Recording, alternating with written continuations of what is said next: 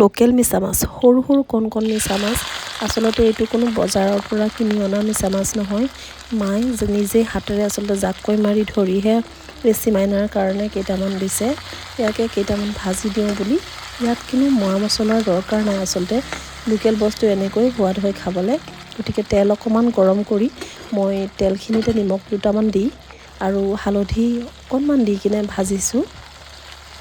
মাছ ধৰিব আচলতে নাজানো। প্ৰথম গাভৰু কালতে মাছ ধৰিবলৈ গৈছিলোঁ চালনীখন লৈ।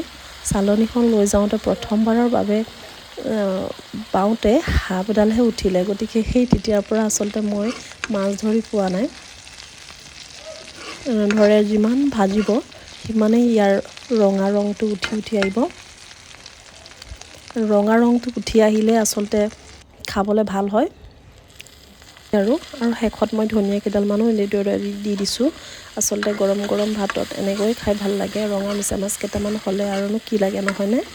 ঠিক আছে, আপোনালোকে ইয়াত ৰঙা জলকীয়া কেইটামান দি খাই চাবচোন। বহুত ভাল লাগে। জলকীয়াকেইটা যিমানে মচমচীয়া হয় মিছা মাছখিনিও মচমচীয়া হয়। গতিকে এনেকৈ খাই খুব ধুনীয়া লাগে। খাই চাবচোন দেই।